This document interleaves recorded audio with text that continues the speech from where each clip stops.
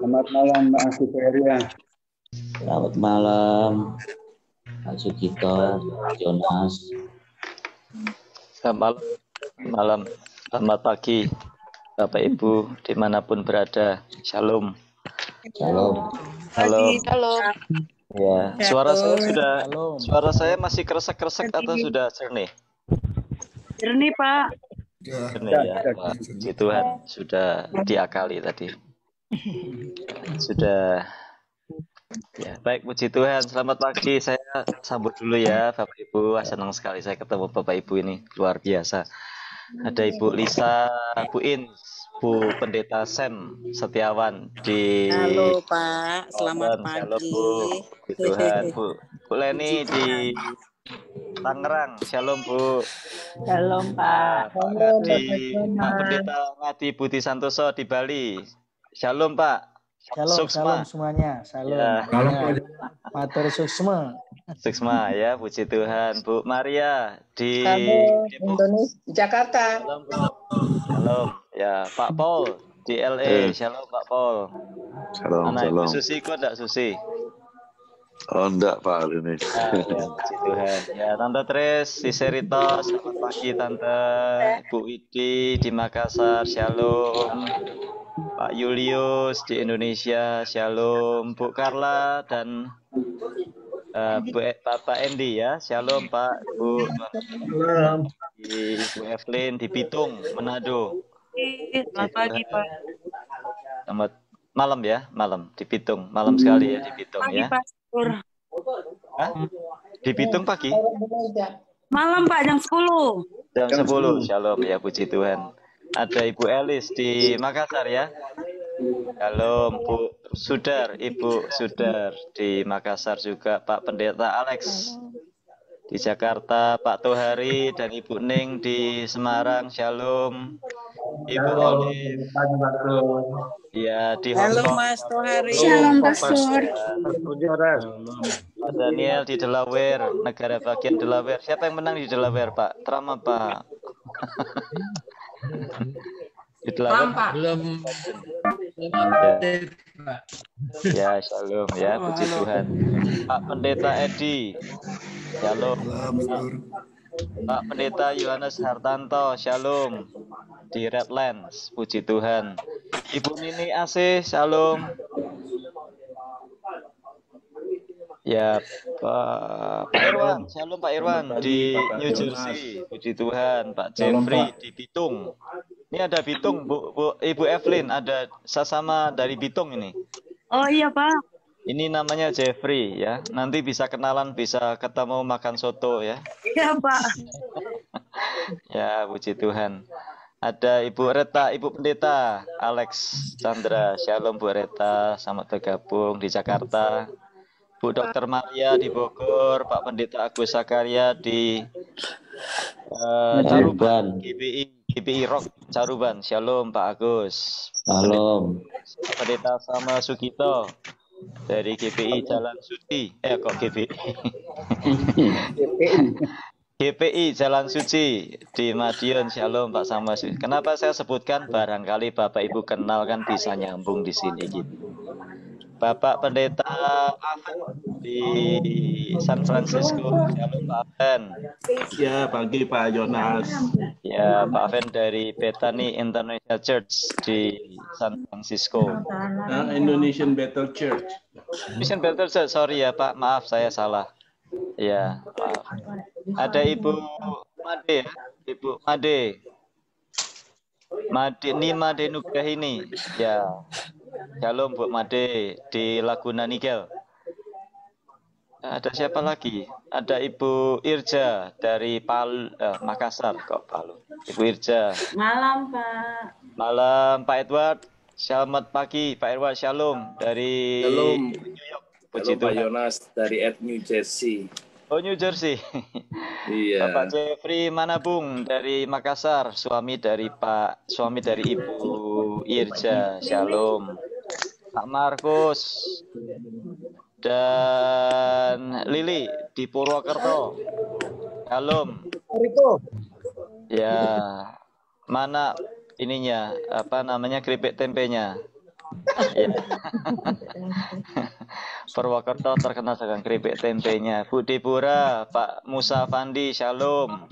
Salah 3. Kalau ujian dapatnya 7 terus, kalau soalnya 10 karena salah 3. Ya, puji Tuhan. Ada Bu Ida di Surabaya, shalom Bu. Ada Cucu di LA, shalom Bu Cucu. Bu Dokter Aryani, shalom Bu Aryani di Semarang, Bu Dokter Aryani, dokter gigi. Ya, ada Pak Iwan di Bandung, shalom. Ada Ibu Agustina Krisna. Oh ya, di mana tuh sekarang Bu Agustina tinggalnya di mana tuh? Salah 3 ujung-ujung. Oh, masih di ujung-ujung. Ya. Wah, luar biasa ya, setia, ujung-ujung bersinar bagi Kristus. Amin. Puji Tuhan. Ada Ibu Fitriani di di Makassar. Ya, puji Tuhan. Shalom, ya. Puji Tuhan, Makassar. Loh, Bu Fitriani di ini juga ngajar di Philadelphia juga? Enggak, Pastor. Enggak ya. Oke, Ya. ya. Puji Tuhan. Ada lagi Pak Pendeta Lukas dari Bandung. Shalom, Horas. Shalom, Horas, Pak. Shalom, Pak. Ya, puji Tuhan ya. Mau lihat di Godang sudah bergabung. Ada Ibu Clara Mulyadi dan Pak Petrus di Laverne, California. Puji Tuhan, sahabat bergabung.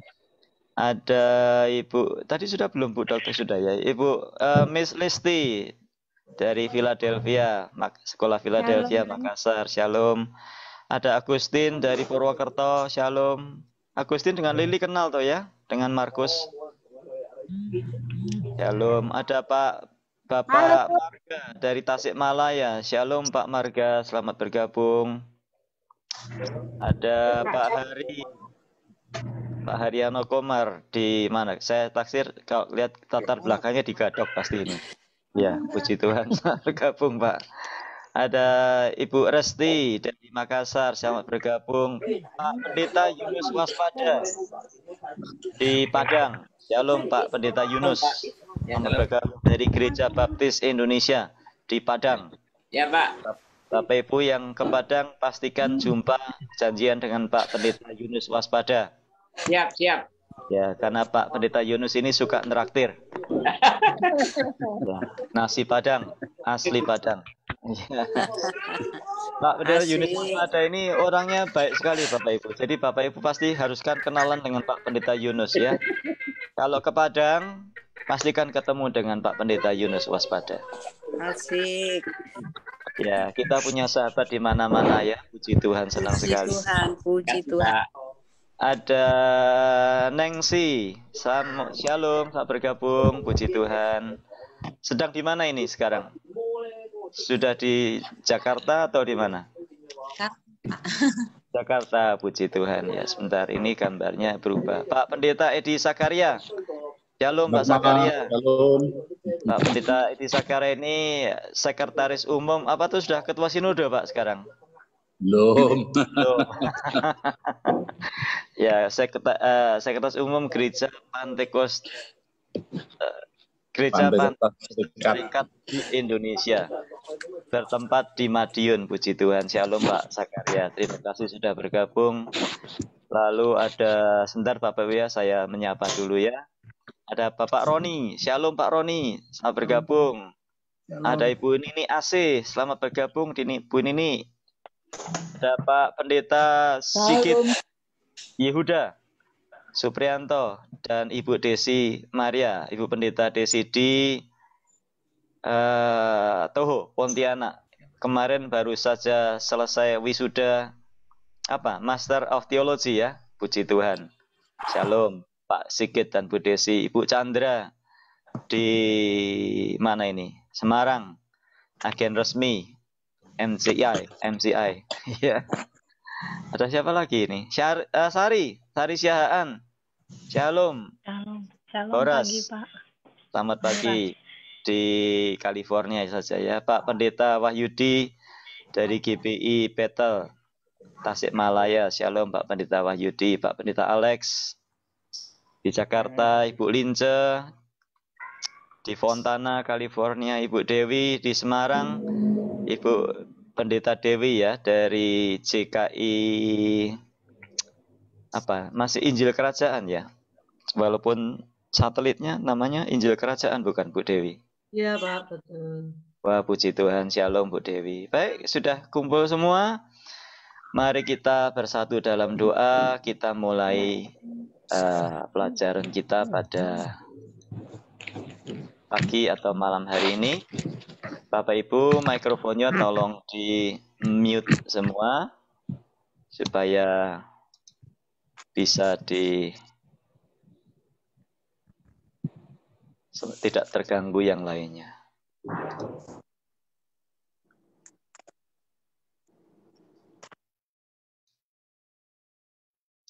Baik, mari kita bersatu dalam doa.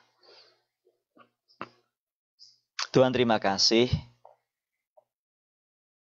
karena kami bisa berkumpul kembali melalui sarana teknologi yang Tuhan berikan. Bahkan juga ada saudara kami yang bergabung di live streaming di Facebook. Tuhan, kami berdoa kiranya Engkau memberkati kami semua. Pada pagi di Amerika, ataupun malam di Indonesia, atau malam di Hong Kong. Bapa di surga, kami berdoa supaya Engkau memberikan kepada kami penerangan, roh hikmat, supaya kami mengerti sabda-Mu.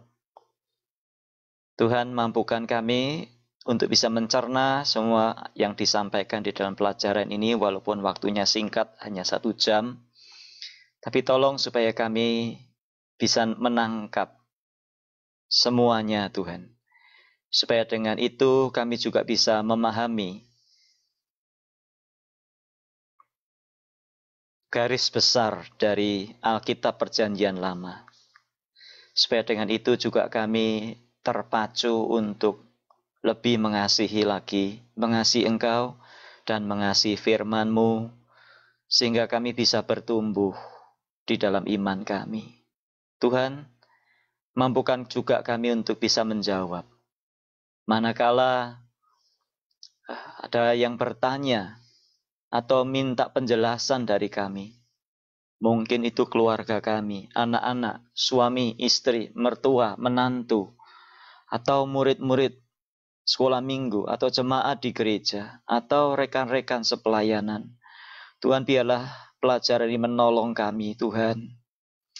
Dan biarlah ini juga memberikan kepada kami satu kekuatan untuk menghadapi hari-hari hidup yang tidak mudah ini. Kalau hari-hari ini kami menghadapi pandemi, kalau hari-hari ini kami sedang menghadapi masa-masa yang tidak mudah, umat-Mu di masa lalu juga pernah mengalami masa-masa yang tidak mudah. Kalau kami jatuh dalam dosa, umat-Mu di masa lalu juga pernah jatuh dalam dosa. Tapi kasih setia-Mu selalu cukup bagi umat-Mu. Itulah manfaat kami belajar firman-Mu, belajar sejarah firman-Mu. Supaya kami belajar dari kesalahan-kesalahan di masa lalu. Dan kami hidup di dalam kebenaran. Hidup di dalam takut akan Engkau. Tuhan, terima kasih karena Allah yang kami sembah adalah Allah yang setia kepada perjanjian-Mu, kepada umat-Mu. Engkau Allah yang setia dan menggenapi setiap janji yang Engkau nyatakan di dalam firman-Mu. Karenanya Tuhan, tolong kami untuk kami cinta firman-Mu lebih dan lebih lagi. Supaya kami tidak mudah goyah. Karena hari-hari ini Tuhan sesungguhnya hari-hari yang sulit. Ada banyak godaan, banyak tantangan untuk kami meninggalkan Tuhan. Tetapi sesungguhnya melalui belajar firman-Mu kami dikuatkan. Kami tidak akan kemana-mana. Karena janji-Mu ya dan amin. Terima kasih Tuhan Yesus untuk karya-Mu di kayu salib. Engkau adalah penggenapan janji surgawi. Dan itu yang menjadi kekuatan kami di dalam menjalani kehidupan, baik berkeluarga, di tempat pekerjaan, di tempat pelayanan, dan dimanapun kami berada. Dengan apa ya Tuhan kami bisa kuat, kalau bukan memandang kepada salib-Mu itu. Karenanya Tuhan, Engkau memberkati kami semua. Biar kami bertumbuh, berbuah lebat, bagi hormat kemuliaan bagi nama-Mu. Bahwa kami terus berubah setiap kali kami membaca dan mendengar firman-Mu. Karena kami tahu Tuhan, dengan kami bertumbuh, kami mengalami perubahan. Akan banyak tantangan yang kami hadapi pada waktu kami bertumbuh. Pohon yang bertumbuh tinggi akan diterpa oleh angin yang kencang. Demikian juga dengan iman kami Tuhan. Pada waktu kami bertumbuh, tentunya akan ada godaan, tantangan, bahkan ujian di sana sini. Tapi mampukan kami melewatinya bersama dengan Engkau. Karena firman-Mu itu hidup dan kuat. Ia lebih tajam dari pedang bermata dua manapun. Ia menusuk sampai dalam, memisahkan sendi-sendi dari tulangnya. Memisahkan roh dan jiwa. Memisahkan, ia sanggup membedakan pertimbangan dan pengertian serta pikiran kehidupan kami. Biarlah firman-Mu itu Tuhan terus mengajar kami, menyatakan kesalahan, memperbaiki kelakuan, dan terus mendidik kami di dalam kebenaran. Sehingga makin hari kami hidup semakin serupa dengan Kristus. Dunia melihat Kristus dalam hidup kami. Dan dunia bertobat. Terima kasih Bapa. Kami serahkan pelajaran dari awal hingga akhir. Nama Tuhan Yesus dipuji, dimuliakan. Jamahan-Mu atas kami Bapa. Dalam Tuhan Yesus kami berdoa. Amin. Amin. Ya. Baik Bapak Ibu, saya tidak akan mengulang-ulang lagi. Hanya saya akan memulai pelajaran pada malam hari ini dengan mengajak Bapak Ibu untuk melihat kembali gambar yang sudah saya berikan. Ya. Nah, kalau kita bentar ya, saya lari ke PowerPoint.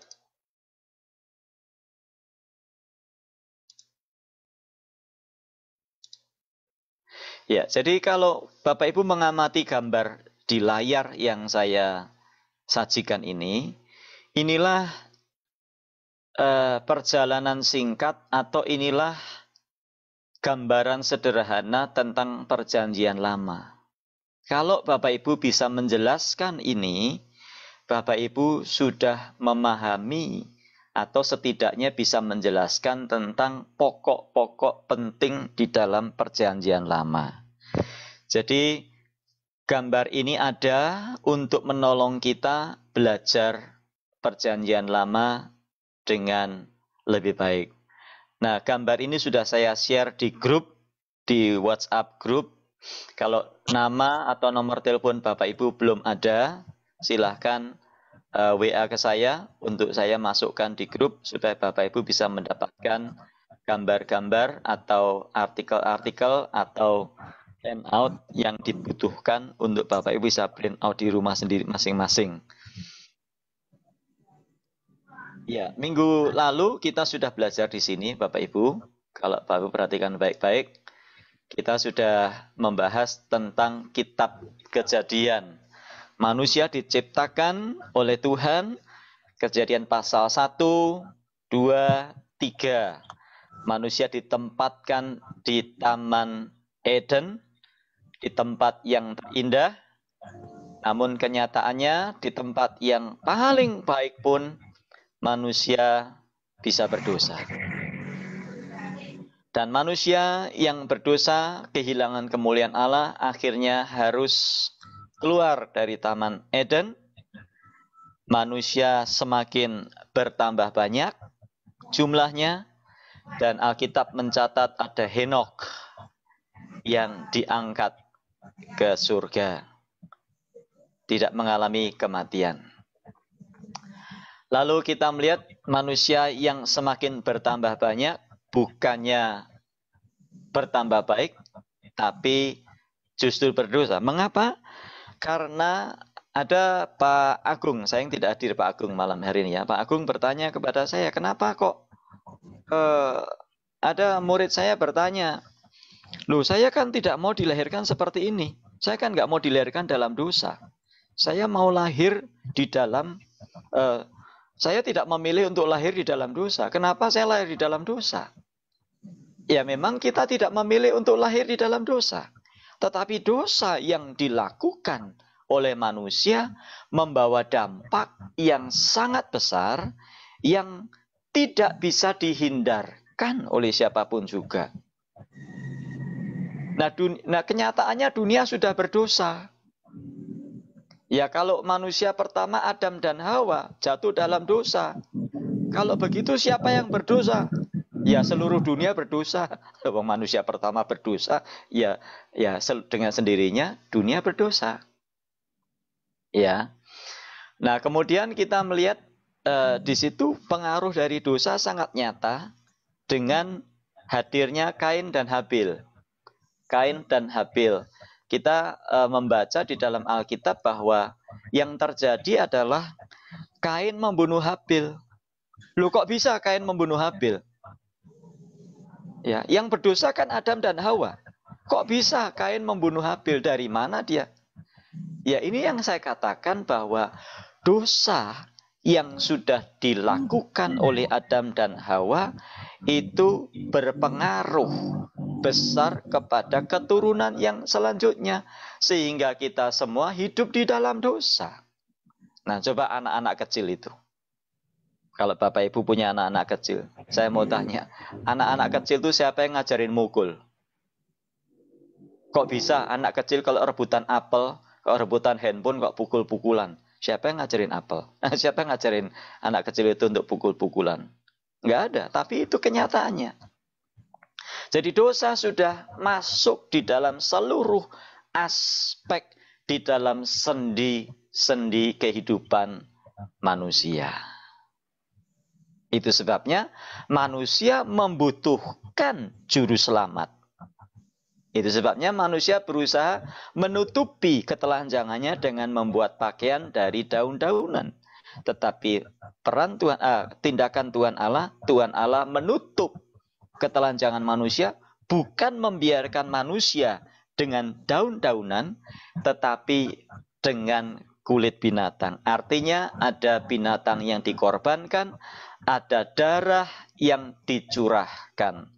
Yang semuanya itu menunjuk kepada pengorbanan Kristus di kayu salib nanti.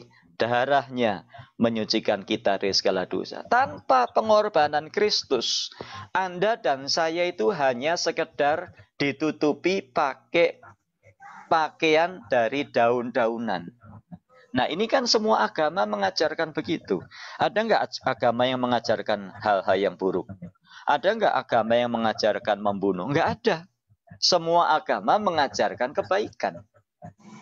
Tapi masalahnya, kebaikan itu tidak cukup untuk membawa kita bertemu dengan Tuhan. Sebab Allah adalah Allah yang kudus. Dia mau kita kudus, dan kekudusannya dinyatakan melalui lahirnya Yesus Kristus yang turun ke dalam dunia, kemudian dia mati di kayu salib, darahnya tercurah di atas kayu salib di Bukit Golgota. Darah itulah yang menyucikan Anda dan saya dari segala dosa dan pelanggaran kita. Itu sebabnya kita bisa yakin. Kita bukan semoga masuk surga. Bukan. Kita yakin bahwa saat kita meninggal nanti kita pulang ke rumah Bapa. Itu sebabnya selebarannya selalu berkata pulang ke rumah Bapa di surga. Atau RIP, Rest in Peace. Pulang ke rumah Bapa di surga. Nah, saya ingin bertanya pada saat ini, Bapak Ibu sudah yakin belum? Sudah pasti belum kalau Bapak Ibu suatu hari nanti harus menutup mata untuk terakhir kalinya? Pastikan Bapak Ibu pulang ke rumah Bapak di surga. Jadi kematian orang Kristen bukan pergi, tapi pulang. Ya. Kenapa kita pulang? Karena kita sudah punya rumah di surga. Yohanes pasal 14 ayat 1 sampai 3. Janganlah gelisah hatimu. Percayalah kepada Allah, percayalah juga kepadaku. Di rumah Bapakku banyak tempat tinggal. Jika tidak demikian tentu aku mengatakannya kepadamu. Sebab aku pergi ke situ untuk menyediakan tempat bagimu. Dan kalau aku telah menyediakan tempat bagimu, aku akan datang kembali untuk menjemput kamu. Supaya di tempat di mana aku berada, kamu pun berada. Nah, ini murid-murid Tuhan yang belum hafal, harus hafal. Ya, Yohanes 14 ayat 1 sampai 3. Kalau Yohanes 14 ayat 1 sampai 3 enggak hafal, berarti Anda masih dipertanyakan. Ya, jadi murid-murid Tuhan yang ikut di kelas-kelas pemuridan saya, yang hadir di kelas ini, harap menghafal Yohanes 14 ayat 1 sampai 3. Nah, kemudian kita melihat bahwa setelah manusia bertambah banyak jumlahnya, manusia berdosa. Akibatnya Tuhan Allah memilih Nuh. Nuh mendapatkan kasih karunia di mata Tuhan. Dan akhirnya Tuhan memerintahkan Nuh untuk membuat bahtera, bukan kapal ya. Nuh tidak membuat kapal. Kalau Nuh membuat kapal, lah nanti nakodanya siapa? Kan gitu. Nuh membuat bahtera.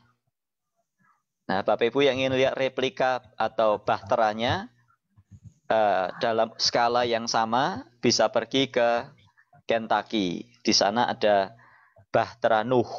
Ya, masuknya $20, 25 atau $30 itu. Ya, bagus untuk kita bisa melihat seperti apa toh Nuh itu membuat makanan seperti apa. Nuh itu membawa minuman seperti apa. Lalu Nuh itu membawa binatang-binatang seperti apa. Ya, ada yang bertanya lah, kalau dinosaurus gimana bawanya? Saya dulu juga bertanya gitu. Ya, tapi saya sampai waktu saya diberkati Tuhan sampai ke Kentucky, saya masuk ke bahtera Nuh itu yang di sana. Saya lihat kagum ya. Kayu itu semuanya dari kayu, Bapak Ibu. Ya, jadi bahtera itu dibuat semirip mungkin dengan bahtera Nuh. Dan untuk menunjukkan kepada kita, saya lihat caranya bawa dinosaurus gitu ya. Orang tanya, lah dinosaurusnya gimana? Lah ini kok dinosaurusnya gigit gimana? Ya, nanti Bapak Ibu ke sana aja lah yang di Amerika ya. Bagaimana yang di Indonesia? Yang di Indonesia harus berdoa suatu hari ke sini. Ya, itu katanya di Bandung, di GBI Battle sedang menggalang dana untuk membangun seperti itu. Ya, doakan supaya bisa berjalan dengan baik. Dan Bapak Ibu nggak usah ke Amerika, ke Bandung aja kan. Pergi ke namanya The Journey. Saya lihat dari Pak Pendeta Wahyudi sudah mengirim ke saya perkembangannya, itu luar biasa. Dan kemudian kita melihat Bapak Ibu,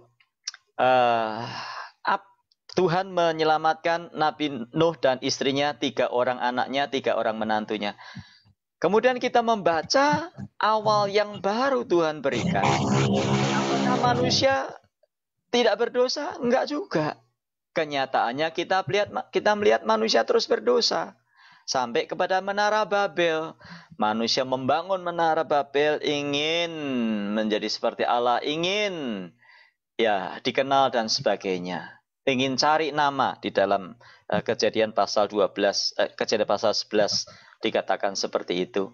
Akibatnya Tuhan menyerahkan manusia, mengacaukan bahasa mereka, dan manusia terserak ke seluruh bumi ini. Kemudian Kejadian pasal 12, Allah memanggil Abraham. Namanya masih Abram. Pergilah dari tempat tinggalmu, dari sanak saudaramu, ke tempat yang akan kuberitahukan kepadamu. Kemudian Abram dan Sarah pada waktu itu tidak punya anak, dan Allah berjanji bahwa oleh keturunanmu lah semua kaum di muka bumi akan mendapat berkat. Dan kita membaca Abram dan Sarah melahirkan anak yang dinamakan anak perjanjian, yaitu Ishak. Dari Abraham dan Sarah lahir Ishak. Dari Ishak dan istrinya, siapa istrinya Ishak? Ribkah? Ya, lahir Esau dan Yakub. Ya, Yakub, dari Yakub dan istrinya kita membaca ada lahir, ya, Yakub istrinya berapa? Dua. Lah ya itu Yakub aja istrinya 2. Masa kita orang Kristen nggak boleh istrinya 2? Kan di Alkitab ada. Maksudnya itu hanya karena Yakub itu istrinya 2, bukan berarti bapak-bapak boleh punya istri 2. Nah, kita lihat dari sejarah perjalanan yang tercatat di dalam Alkitab. Istri 1 aja susah ya. Biaya perawatannya itu mahal sekali. Maintenance fee-nya itu mahal sekali, Bapak Ibu. Apalagi istri 2. Nah, bagaimana ini? Nah, bahkan seperti Salomo, istrinya banyak sekali. Sampai Salomo tidak lagi cinta kepada Tuhan.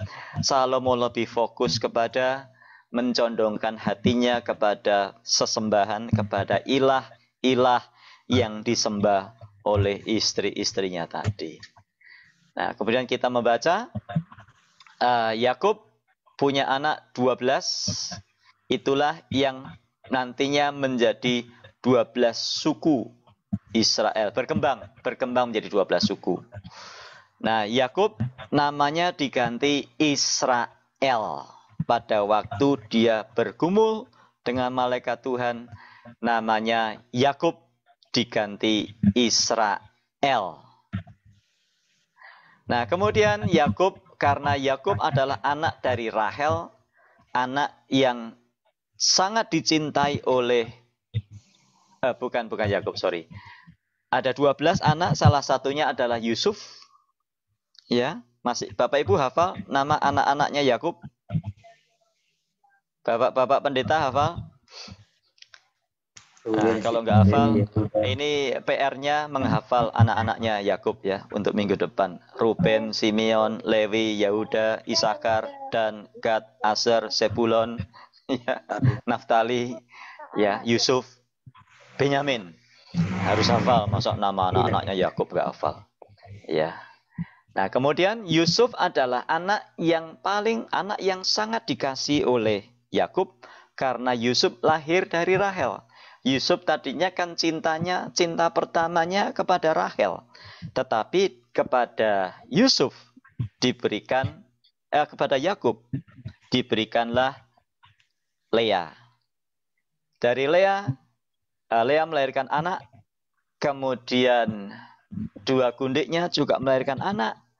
Lalu setelah pada masa tuanya, pada masa tua Yakub, Yusuf ini lahirnya dari Rahel. Itu sebabnya Yusuf sangat dikasihi oleh Yakub. Karena hal itulah, maka Yusuf dibenci oleh saudara-saudaranya. Dan Yusuf, akhirnya singkat cerita, Yusuf dibuang. Dan kita membaca, Bapak Ibu lihat di gambar ini, di layar ya. Di layar saya. Bapak Ibu bisa lihat. Yusuf dibuang ke Mesir. Nah, ini ada gambarnya piramid. Ya, ada piramid. Itu sebabnya kalau saya pergi ke Holy Land selalu ditanya, mau ke Mesir dulu nggak? Ya harus. Masa nggak ke Mesir? Kenapa? Karena di Mesir ada banyak hal-hal yang bagus yang bisa dilihat. Nah, nanti kemudian kalau kita mengamati dari Mesir, kita akan berjalan menuju ke Israel dan melewati rute yang pada waktu itu dilewati oleh bangsa Israel. Nah, kalau Bapak Ibu, Tuhan izinkan bulan Juni, Juli nanti, Saya berangkat ke Holy Land. Kalau Bapak Ibu Tuhan izinkan tertarik untuk ikut, nanti saya akan kasih tahu, saya akan bawa peta bagaimana perjalanan kita dari Mesir menuju ke Israel itu setidaknya mengikuti rute yang pernah ditempuh oleh orang-orang Israel pada masa lalu. Lama itu naik bisnya, paling lama naik bisnya pas itu. Dari Mesir pindah ke Israel. Biasanya berhenti di Gunung Sinai, naik di Gunung Sinai terlebih dahulu, mampir di Sharm el Sheikh, Balinya Mesir, yaitu pantai Sharm el Sheikh.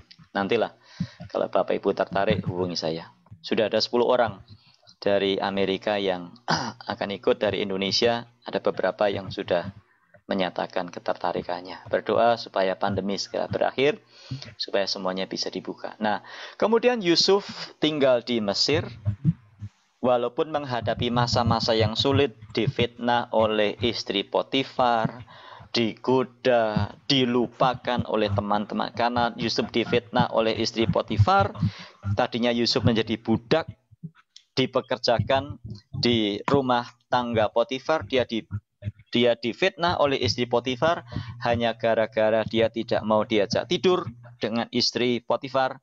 Akhirnya Yusuf dipenjara. Di penjara Yusuf pun tidak mengalami masa-masa yang enak. Yusuf dilupakan teman-temannya. Teman-temannya sudah keluar, pada lupa. Tapi suatu hari Raja Firaun bermimpi dan tidak ada seorang pun yang bisa mengartikan mimpinya.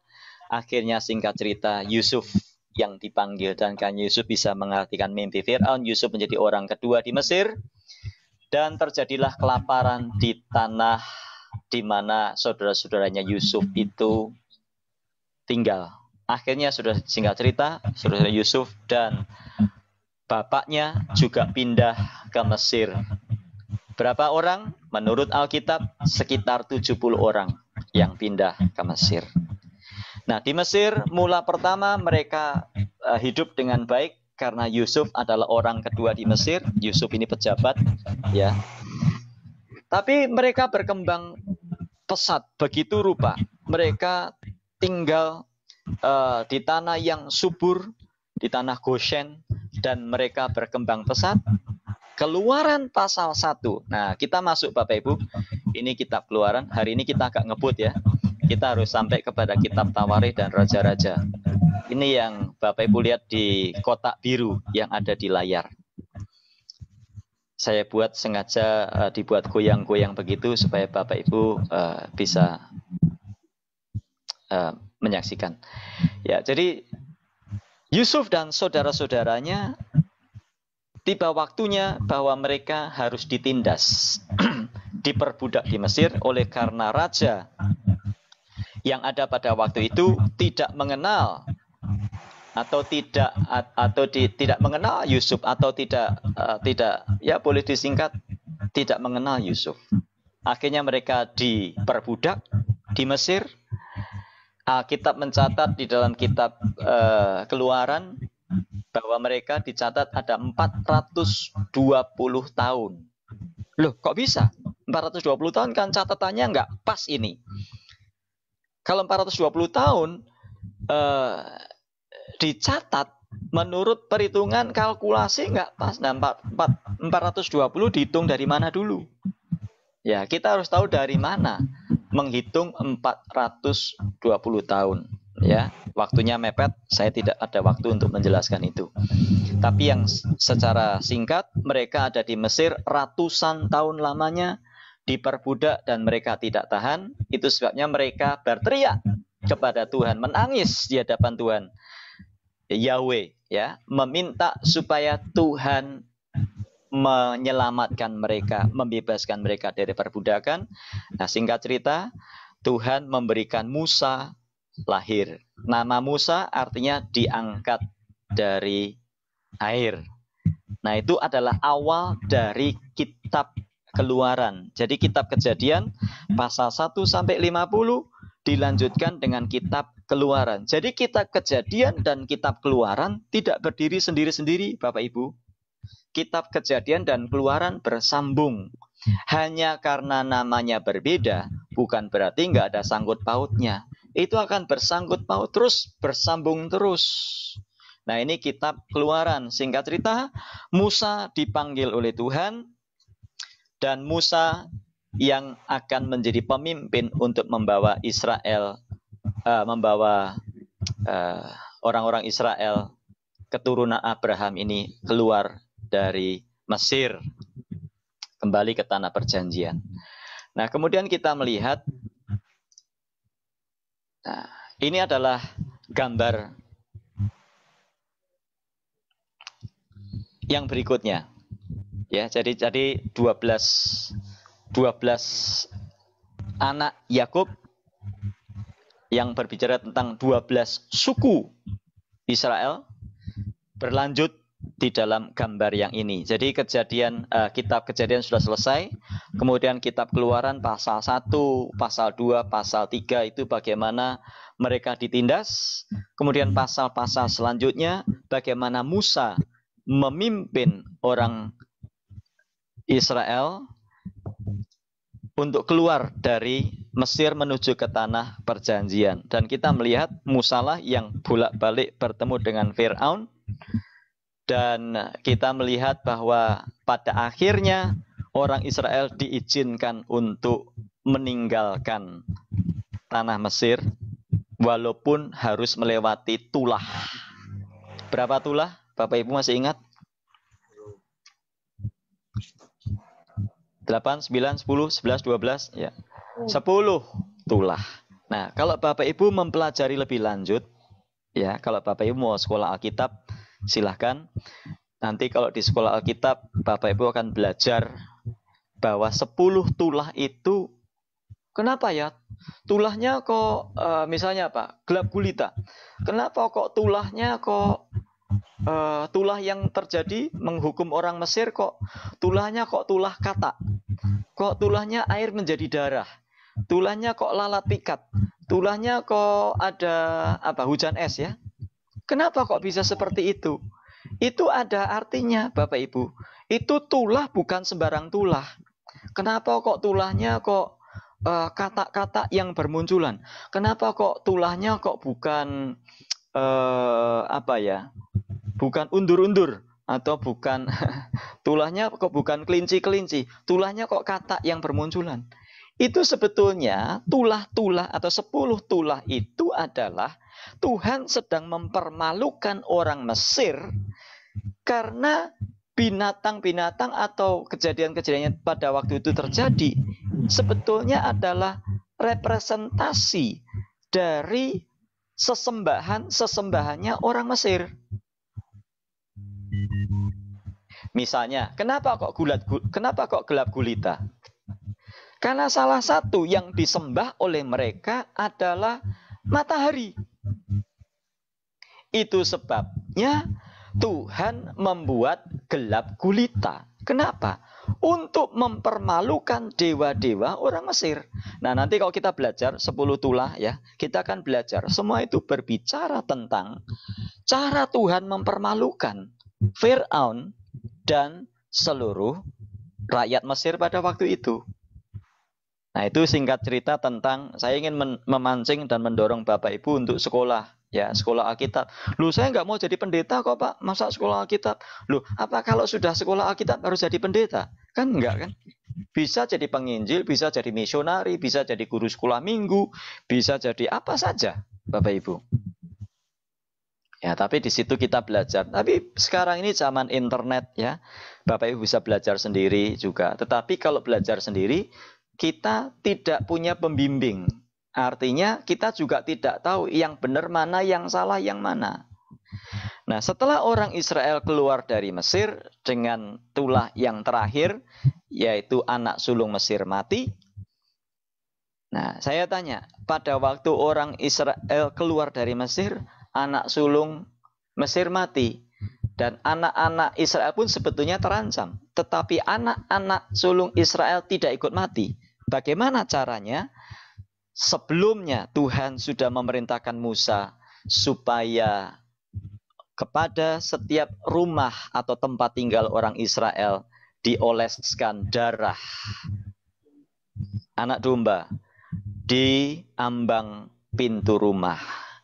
Nah, darah yang dioleskan di ambang pintu rumah menyelamatkan anak-anak Israel. Sekali lagi, apakah itu kebetulan? Tidak kebetulan, Bapak Ibu. Darah Yesus yang tercurah di kayu salib menyucikan kita dari segala dosa dan pelanggaran, menyelamatkan kita ya dari kematian selama-lamanya. Nah, itulah nah, kemudian kita membaca, coba perhatikan di layar ini.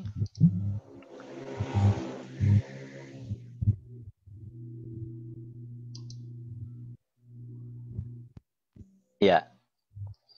Saya berikan kotak. Inilah sambungan dari kitab Keluaran pasal yang ke-10. Kalau kita membaca Keluaran pasal 11, pasal 12, maka Musa membawa orang Israel keluar dari Mesir, tetapi saat mereka keluar dari Mesir, mereka harus menghadapi kesulitan. Ada Laut Merah atau Laut Teberau.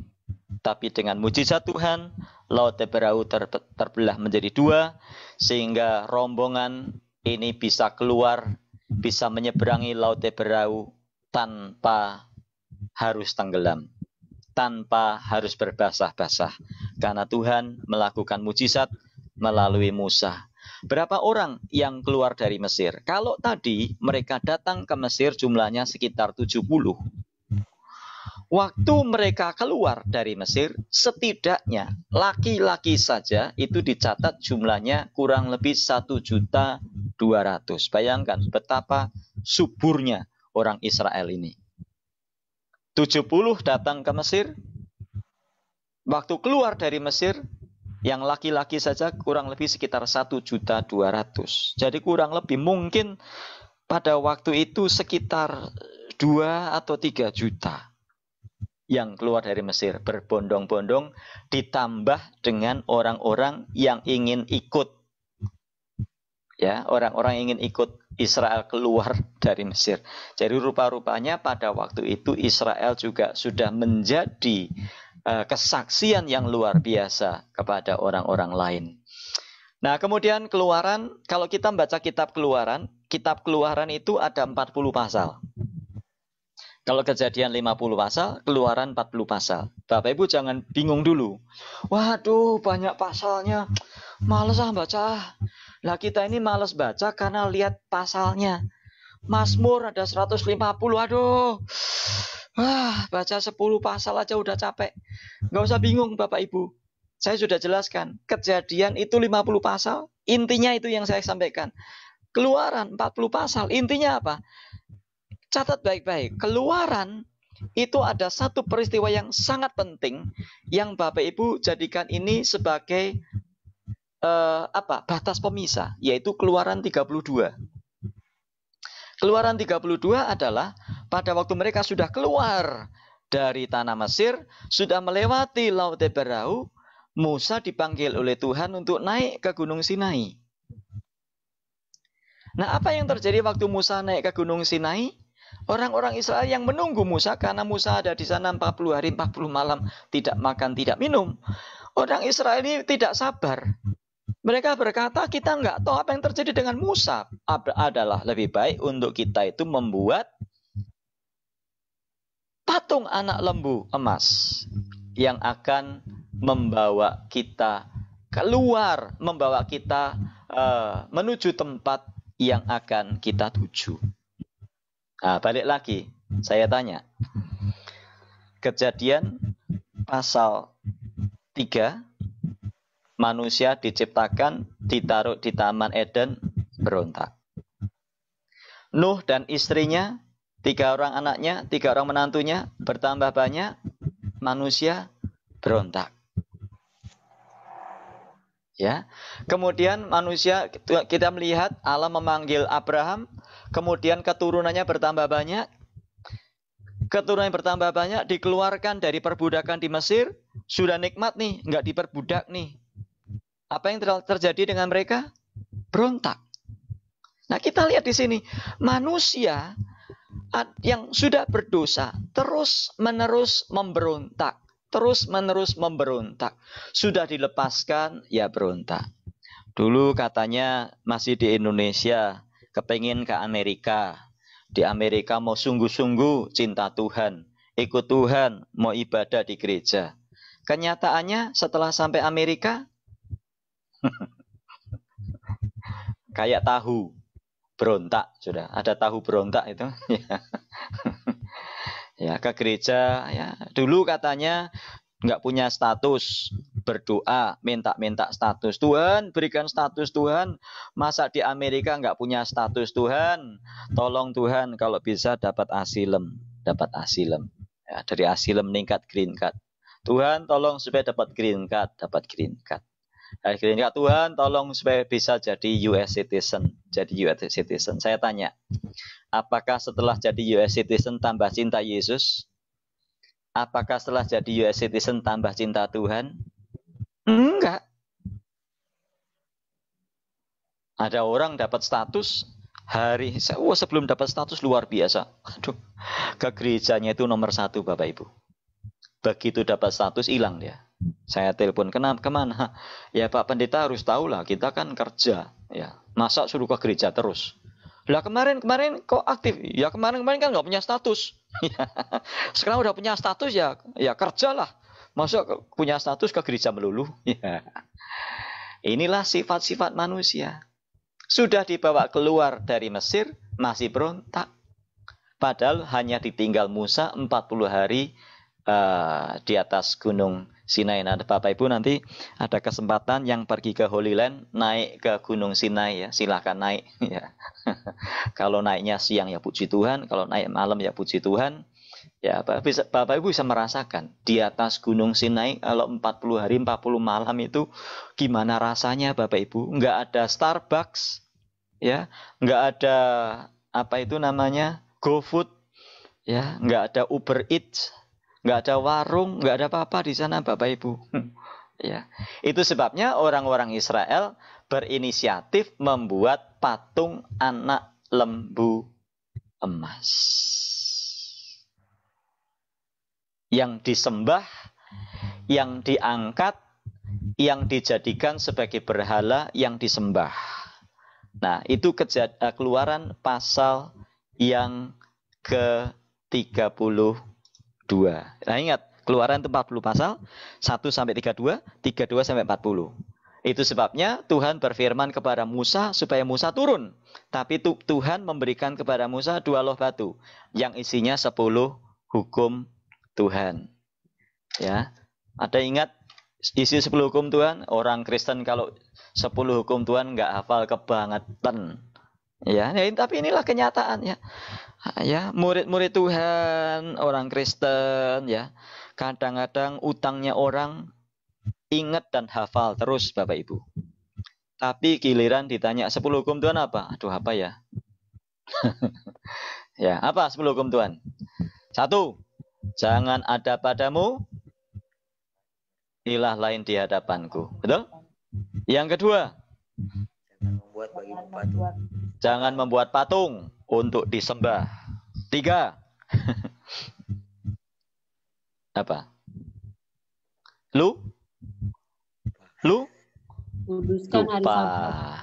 Lupa. Ya, lupa. 4. Lupa. Ya. Jangan menyebut nama Tuhan. Jangan menyebut nama Tuhan Allahmu dengan sia-sia dan seterusnya. Ya. Nah, Bapak Ibu yang dikasih Tuhan, itulah 10 hukum Tuhan yang diberikan oleh Tuhan.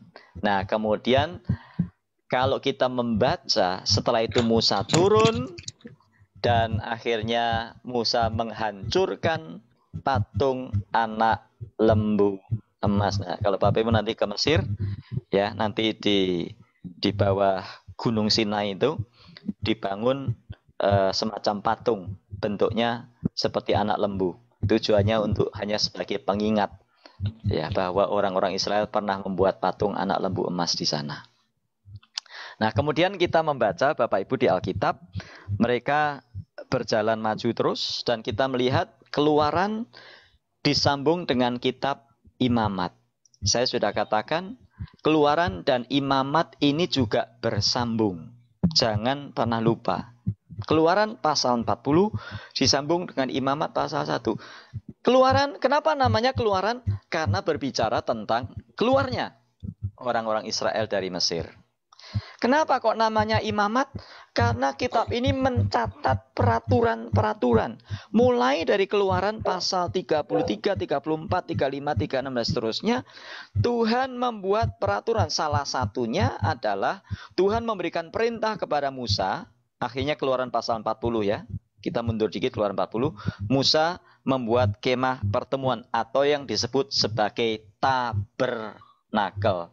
Itu Pak Pendeta Edi Sakaria. Pak Pendeta Edi Santoso dari Madiun yang hadir di tengah-tengah kita malam hari ini. Pak Edi Santoso adalah pendeta gereja Pantekosta Tabernakel di Magetan. Ya. Apa itu tabernakel? Tabernakel adalah kemah yang didirikan oleh Musa, yang diperintahkan oleh Tuhan. Tuhan yang Maha Kudus berkenan hadir di tengah-tengah umatnya. Ya, nah kita melihat sejak dalam selanjutnya Keluaran pasal 40, Musa mendirikan kemah pertemuan, ya tabernakel. Nah, kalau Musa membangun tabernakel, Salomo nanti membangun bait Allah. Nah, kemudian Musa membangun kemah tabernakel sesuai dengan peraturan yang Tuhan sudah beri di pasal-pasal sebelumnya. Harus seperti ini, harus seperti ini. Ada ruang maha suci, ada begini, ada tempat untuk pengorbanan, dan sebagainya, dan sebagainya. Yang sekali lagi, semuanya berbicara tentang inisiatif Tuhan Allah untuk menyelamatkan manusia. Itu sebabnya kita membaca ada korban keselamatan, ada korban pendamaian, ada korban ini, korban itu. Itulah inisiatif Tuhan Allah untuk memberikan kepada manusia, apa bahasa Inggrisnya, foreshadowing. Apa ya? Memberikan bayangan akan hadirnya Yesus Kristus sebagai korban pendamaian yang sangat-sangat sempurna yang akan menyelamatkan Anda dan saya. Nah, itu kitab Imamat. Jadi dalam kitab Imamat, kalau Bapak Ibu mau nambahkan di dalam gambar itu dengan gambar tenda, silahkan. Ya. Nah, kitab Imamat isinya apa? Isinya adalah peraturan-peraturan. Peraturan tentang apa? Nah, kalau kita membaca ada korban bakaran, korban sajian. Yang punya Alkitab silahkan dibuka. Keluaran pasal Imamat pasal 3 korban keselamatan, ya. Imamat pasal 4 korban penghapus dosa. Nah, jangan bingung waktu membaca ini Bapak Ibu. Ya kalau bingung juga nggak apa-apa lah. Karena ini ayat-ayat ditujukan kepada orang Israel pada masa lalu yang sedang di dalam perjalanan dari Mesir melewati padang gurun selama 40 tahun menuju ke tanah perjanjian. Ya. Nah, kemudian kita lihat ada korban penebus salah, ada korban bakaran, ada korban sajian, ada larangan makan ini, ada pentabisan Harun dan anak-anaknya. Nah, Bapak Ibu pernah baca Mazmur 133? Oh, betapa indahnya dan betapa eloknya bila saudara bersama diam dengan rukun, seperti minyak yang baik di kepala Harun, yang mengalir ke janggut dan mengalir ke jubahnya turun. Saya tanya, kenapa kok saudara yang diam dengan rukun itu kok dipersamakan dengan, ya, tapi sering nyanyi, oh betapa indahnya dan betapa, atau sungguh alangkah baiknya seperti minyak di kepala Harun yang ke janggut dan jubahnya turun. Pernah nggak Bapak Ibu mikir nyanyi itu? Kenapa ya? Persatuan umat Tuhan, kerukunan kok dipersamakan dengan itu tuh, pernah nggak mikir? Atau kita ini seringkali nyanyi nggak mikir? Jangan asal nyanyi Bapak Ibu. Coba kata-katanya itu sambil dihayati, maksudnya apa ini? Nah, nanti kapan ya saya jelaskan. Ini waktunya tinggal 2 menit Bapak Ibu. Aduh, kayaknya nggak bisa cuma 4 kali. Kayaknya kita mesti 5 kali pertemuan ini, Bapak Ibu. Ya. Nah, saya ingin menjelaskan ini supaya Bapak Ibu ngerti. Ya, ini perjalanannya mutar-mutar. Kalau Bapak Ibu lihat di layar, di screen, 40 tahun. Itu udah perjalanan umat Israel di padang belantara, padang gurun selama 40 tahun. Padahal sebetulnya kalau Bapak Ibu lihat ya, nanti kalau pas ke Mesir, ke arah selatan, ya, ke Gunung Sinai, terus nanti naik lagi. Sebetulnya mereka tuh nggak perlu 40 tahun. Nggak perlu, Bapak Ibu. Tapi karena kedegilan hati mereka itu memberontak terus kepada Tuhan, mereka itu harus 40 tahun. Nah, kalau kita membaca kemudian kitab Imamat, ya, terus kita baca sampai pasal yang terakhir kitab Imamat. Kitab Imamat di pasal yang terakhir mencatat tentang peraturan membayar nasar. Itu sebabnya namanya dinamakan imamat. Karena berisi peraturan-peraturan yang salah satunya juga mengatur tentang imam. Peraturan tentang imam. Itu sebabnya Harun dan anak-anaknya diangkat menjadi imam. Nah, kita jadi tahu. Kalau begitu siapa? Harun dilantik, diangkat menjadi imam. Bersama dengan anak-anaknya. Namanya dikatakan imamat. Nah, imamat sudah selesai sampai kepada pasal yang ke-27 berlanjut kepada kitab bilangan. Nah, ini kitab bilangan. Kenapa namanya bilangan? Kenapa namanya bilangan? Karena di situ dicatat umat Tuhan dihitung. Bilangan dihitung. Di sensus ada berapa kali sensus dalam kitab bilangan? Ada 2 kali. Kenapa kok 2 kali? Nah, ini penting sekali Bapak Ibu. Kitab bilangan ini penting sekali. Kenapa? Di mana garis tengahnya? Kalau tadi keluaran itu keluaran 32, kalau bilangan itu bilangan pasal 14. Kenapa? Kita mencatat Tuhan sudah menyuruh untuk umat Israel dihitung. Siapa yang dihitung? Yang laki-laki yang siap untuk berperang. Kenapa? Karena mereka akan memasuki tanah perjanjian. Tapi di tengah-tengah kita melihat mereka berontak. Mereka, kalau kita membaca ya Bapak Ibu, Tuhan memerintahkan kepada mereka untuk mengutus pengintai. Ada 12 pengintai. Nah, ini riwayat 12 pengintai ada di kitab bilangan. Jangan dicari di kitab keluaran. Jangan dicari di kitab raja-raja. Adanya di kitab bilangan. Riwayat 12 pengintai yang kemudian kita membaca orang Israel, 12 pengintai ini 10 kembali dengan berita buruk. Yang 2 datang dengan berita baik. Yang 10 memberitakan mereka ini orang-orang enak, bangsa raksasa, kami seperti belalang saja. Akhirnya orang Israel memberontak, dan disitulah mereka dibinasakan oleh Tuhan. Itu sebabnya kalau kita membaca, maka terjadi sensus bilangan. Dicatat lagi jumlah yang selanjutnya. Kenapa? Karena yang kemarin-kemarin, yang lalu-lalu sudah mati. Itu sebabnya orang Israel dihitung kembali. Ada dua pencatatan, 2 sensus bilangan. Nah, kemudian kitab bilangan di dalam bahasa aslinya judulnya adalah In the Wilderness, ya, di padang belantara. Jadi kitab bilangan membahas tentang perjalanan mereka berada di padang belantara. Kemudian dilanjutkan dengan kitab Ulangan. Nah, kitab Ulangan ini apa? Namanya ulangan. Artinya mengulang. Kitab Ulangan adalah kitab yang isinya khotbah atau pengajaran atau pelajaran dari Musa kepada orang-orang Israel karena mereka sudah tiba pada perjalanan akhir. Sebentar lagi mereka akan menyeberang Sungai Yordan. Mereka akan mereka akan masuk ke tanah perjanjian. Nah, itu sebabnya kalau Bapak Ibu membaca, kepada Musa diperlihatkan tanah perjanjian. Nah, sebetulnya kalau pergi ke Mesir itu kalau nggak ke situ sebetulnya nggak kurang bagus ya. Yang kemarin trip terakhir ya, saya minta nggak diturutin ya, nggak keturutan. Saya harap dalam trip yang berikutnya nanti kita bisa mampir ke tempat itu, ke gunung yang tinggi, yang kita bisa lihat Gunung Nebo ya.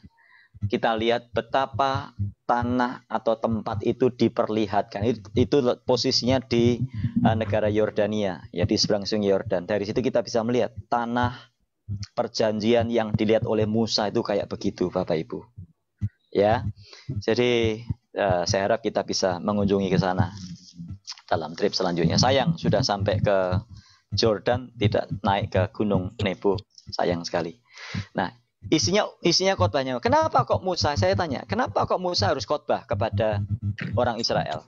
Ingat, di dalam kitab Bilangan dikatakan sebagian besar dari mereka sudah mati. Jadi yang akan masuk ke dalam tanah perjanjian adalah generasi yang baru, yang tidak mengerti apa-apa, yang tidak mengerti hal-hal yang telah terjadi. Keluarnya mereka dari Mesir, lalu sejarahnya bagaimana, sejarahnya Tuhan memberi mana bagaimana. Musa harus berkhotbah kepada orang-orang Israel. Makanya namanya Ulangan. Isinya mengulang pelajaran-pelajaran yang diberikan kepada orang-orang Israel. Jadi ulangan khotbah Musa. Kenapa kok Musa mesti khotbah di sini? Musa kan nggak boleh masuk ke tanah perjanjian. Nanti Yosua yang memimpin. Nah, inilah kisahnya seperti itu, Bapak Ibu. Ya, jadi ulangan isinya. Lah, kalau kita baca kitab Ulangan, perhatikan baik-baik. Isinya ulangan, isinya hampir sama. Pengulangan semua. Pengulangan terus pengulangan. Kenapa? Peraturan diulang lagi. Kenapa? Mereka harus tahu. Itu sebabnya di dalam kitab Ulangan terkenal dengan yang namanya Shema. Shema Yisrael, Adonai Eloheinu, Adonai Echad. Itu Ulangan pasal yang ke berapa? Pasal yang ke-6. Kalau kita membaca, dengarlah hai Israel, ayat yang ke-4 dan 5. Tuhan itu, Yahweh itu Allah kita. Tuhan itu Esa. Kasihlah Tuhan Allahmu dan sebagainya. Itu sebabnya sampai hari ini orang Israel, ya orang Yahudi, mereka dalam setiap kali mereka selalu meneriakkan Shema, Shema Yisrael, Adonai Eloheinu, Adonai Echad. Itu sampai kitab Ulangan. Nah, kitab Ulangan akan diakhiri dengan apa? Musa mati. Nah, kemudian nanti kitab Yosua. Apakah Yosua? Enggak. Yosua juga ada hubungannya, Bapak Ibu. Jadi semua kitab di dalam kitab Perjanjian Lama tidak seperti kitabnya orang lain. Semua kitab itu ada hubungannya. Nah, problemnya kita bingung karena kita nggak tahu hubungannya kayak apa.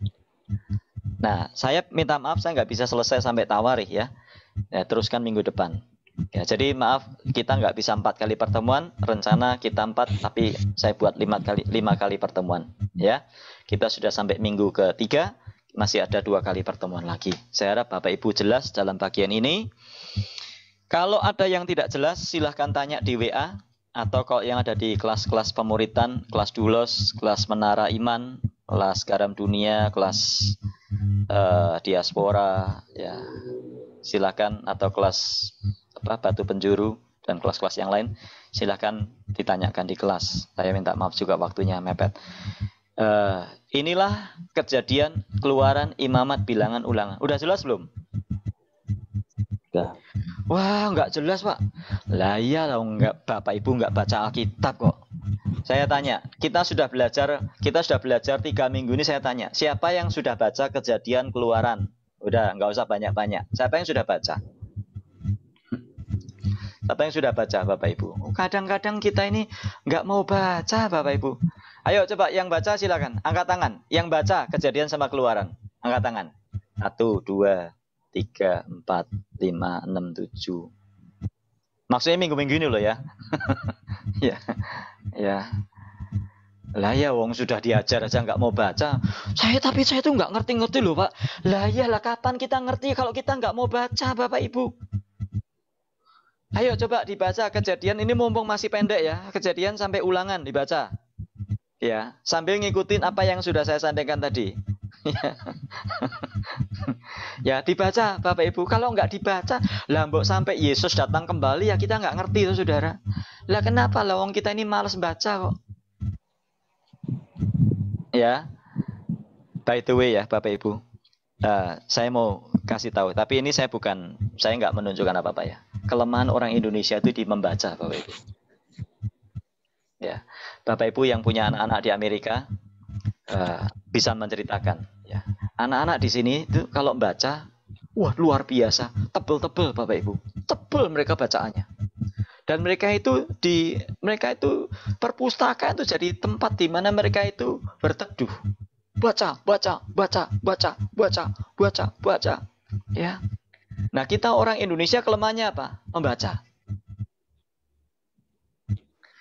Hobi kita apa? Apalagi sekarang sudah ketindihan ini smartphone ini ya. Kita kalau baca paling juga baca WA Bapak Ibu. Ya. Baca panjang dikit sudah males. Coba perhatikan, saya bikin cuman baca medsos.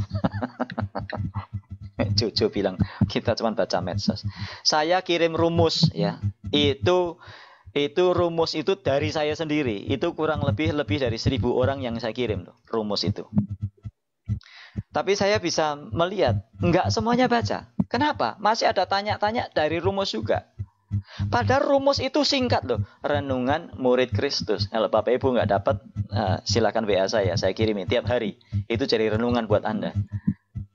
Dikasih rumus yang pendek aja tentang raja-raja Israel, raja-raja Yehuda. Aduh, banyak yang nggak mau baca Bapak Ibu. Lah gimana? Apalagi Kejadian sampai Ulangan. Ayo, berubah ya Bapak Ibu, berubah. Kalau Alkitab kita itu bukan kita yang cinta, terus siapa lagi yang baca? Terus kapan kita mau belajar dari kehidupan orang-orang di masa lalu supaya kita tidak jatuh dalam kesalahan yang sama Bapak Ibu? Baca.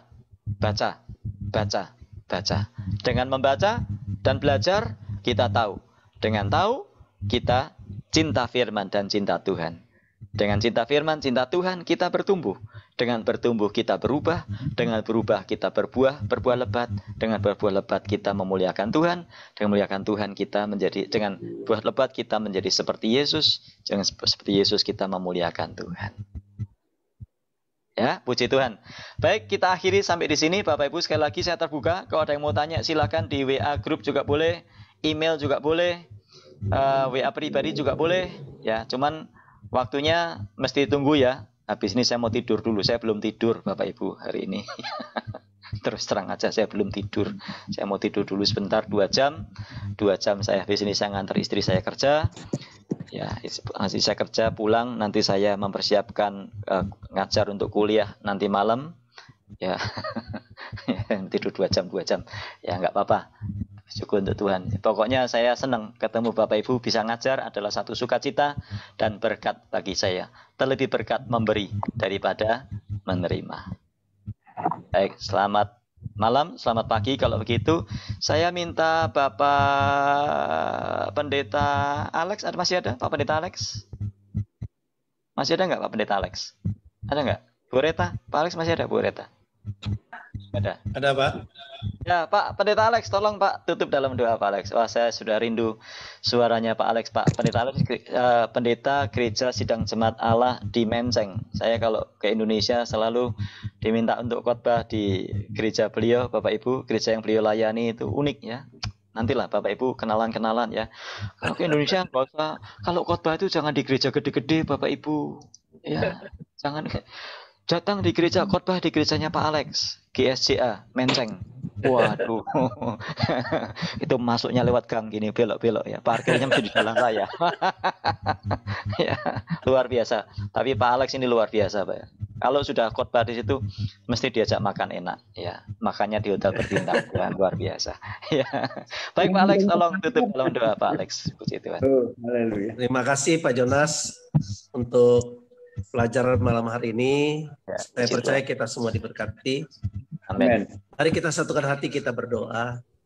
Bapa dalam surga, terima kasih untuk malam ini, pagi di Amerika.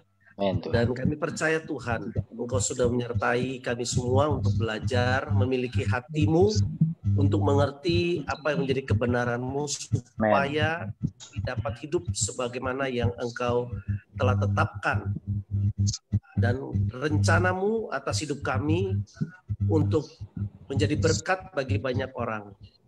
Sebagaimana Engkau telah memilih dan memanggil Pak Jonas untuk memberkati kami. Kiranya semua yang sudah kami pelajari, kami boleh terus tambahkan untuk kami bagikan kepada banyak orang yang membutuhkan. Terima kasih Bapak, beri kekuatan kepada Pak Jonas dan keluarga, memberkati hamba-Mu dengan kesehatan yang daripada Tuhan, dan berkat-berkat ilahi yang Tuhan terus tambahkan dalam kehidupan hamba-Mu. Dan memberkati kami semua yang sudah belajar, untuk kami dipenuhi dengan gairah untuk membaca firman Tuhan. Dan sebagaimana yang ditunjukkan oleh Pak Jonas, kami boleh terus mengikutinya, sehingga minggu depan kami dapat mempelajari dan memahami lebih lagi, sehingga apa yang disampaikan dapat kami mengerti dan kami diberkati. Terima kasih untuk semua berkat-Mu pada hari ini. Dalam nama Tuhan Yesus kami berdoa dan mengucap syukur. Amin. Amin. Selamat malam Bapak Ibu. Selamat pagi. Terima kasih semua. Terima kasih buat berkatnya. Senang bisa berkumpul. Tuhan Yesus memberkati. Selamat malam. Baca firman. Selamat istirahat. Baca firman. Kita Alex doanya baik. Shalom.